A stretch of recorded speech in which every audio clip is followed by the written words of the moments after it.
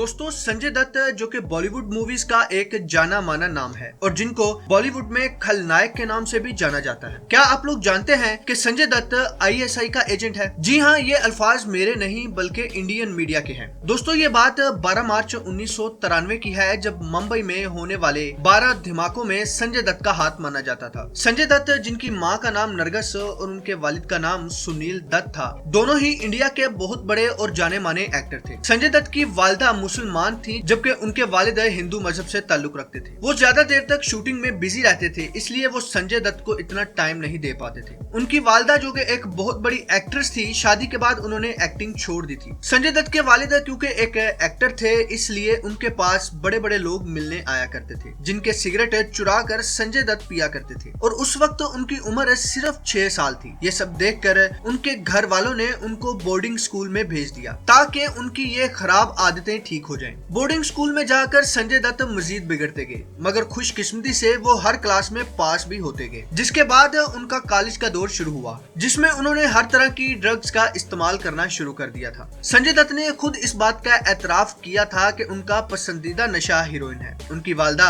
अपने बेटे की इन हरकतों की वजह से काफी परेशान थी, जिसकी वजह से वो कैंसर का शिकार हो गई थी। और संजय दत्त की पहली फिल्म रॉकी की रिलीज से सिर्फ 5 दिन पहले चल बसी। अपनी माँ के चल बसने के बाद संजय दत्त इतने दुखी हुए कि उन्होंने बहुत ही ज्यादा तादाद में ड्रग्स लेना शुरू कर दिए और उन्होंने शराब का भी इस्तेमाल बहुत ज्यादा कर दिया था। और इसी के चलते उन्हें हॉस्पिटल में दाखिल होना पड़ा और डॉक्टर ने उनके वालिद यानी सुनील दत्त से कहा कि संजय दत्त के दिन अब थोड़े ही रह गए हैं। अगर उन्होंने अपना इलाज ना करवाया और ये नशा ना छोड़ा तो ये बच नहीं पाएंगे। जिसके बाद संजय दत्त अपने बेटे को लेकर अमेरिका चले गए और वहाँ उनका इलाज करवाया। ठीक होने के बाद संजय दत्त इंडिया वापस आ गए और उन्होंने दोबारा फिल्मों में काम करना शुरू कर दिया। अचानक 12 मार्च 1993 को जब संजय दत्त अपनी फिल्म की शूटिंग के सिलसिले में मुल्क से बाहर थे कि पूरा मुंबई 12 धमाकों से गूंज उठा, जिसमें तकरीबन 700 लोग जख्मी हुए और 257 लोग मारे गए थे। पुलिस ने रिपोर्ट की कि दाऊद इब्राहिम का हाथ इन धमाकों के पीछे है और ये बाबरी मस्जिद को गिराने का बदला लिया गया है। पुलिस ने दाऊद इब्राहिम के करीबी साथी बाबा चौहान और फिल्म प्रोड्यूसर हनीफ समीर को गिरफ्तार कर लिया। तो उन्होंने कहा कि हमने गिटार और टेनिस बॉल संजू बाबा के घर छुपाए हुए थे जो इस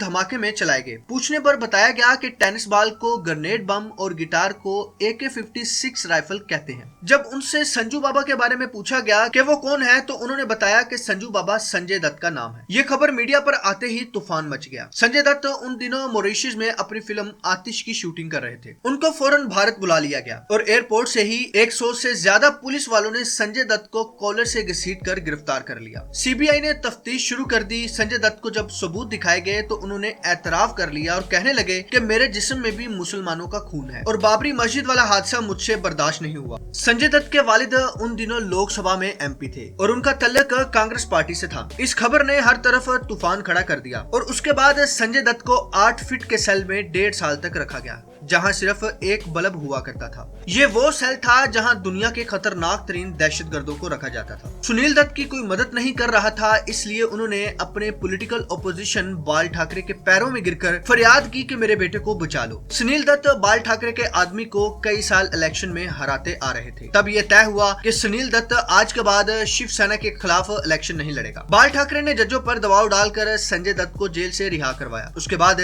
मीडिया ने संजय दत्त को वतन फरोश करार दिया और कहा ये तो ISI का एजेंट है, मगर बाल ठाकरे इसकी मदद क्यों कर रहा है? मीडिया में ये खबरें चलती गईं। जो सीट सुनील दत्त ने छोड़ी थी उस पर शिवसेना का बंदा इलेक्शन जीत गया। संजय दत्त की 2002 में एक ऑडियो टेप लीक हुई, जिसमें छोटा शकील जो कि दाऊद इब्राहिम का राइट हैंड समझा जाता था, संजय दत्त उससे फोन पर बात कर रहे होते हैं और उससे शिकायत कर रहे होते हैं कि गोविंदा उनके साथ फिल्म कर रहा है और वो वक्त नहीं देता। संजय दत्त की इस टेप से खलबली मच गई कि दाऊद इब्राहिम बॉलीवुड की आधी फिल्मों में पैसा लगाता है और सबको कंट्रोल भी करता है। संजय दत्त का बॉलीवुड में इतना रौब और दबदबा था कि किसी को भी कोई मसला होता वो संजय दत्त के पास जाता था। इंडियन मीडिया का यह भी कहना था कि संजय दत्त का डायरेक्ट दाऊद इब्राहिम से राब्ता रहता है। उनका ये भी कहना था कि संजय दत्त इतना ताकतवर है कि भारत का कानून चाह कर भी उसको फांसी नहीं दे सकता, क्योंकि उसके पीछे दाऊद इब्राहिम का हाथ है और दाऊद इब्राहिम बॉलीवुड और भारत में काफी हद तक असरो रसूख रखता है। पुलिस और एजेंसियां उसकी जेब में हैं, इसलिए संजय दत्त को बस कुछ साल जेल के बाद रिहा कर दिया गया था। भारतीय मीडिया और कुछ लोगों का कहना है कि संजय दत्त सिर्फ नाम का हिंदू है, असल में ये मुसलमान है जो सिर्फ दिखावे के लिए हिंदू बना हुआ है। और उनका तो ये भी कहना है कि संजय दत्त पाकिस्तानी एजेंसी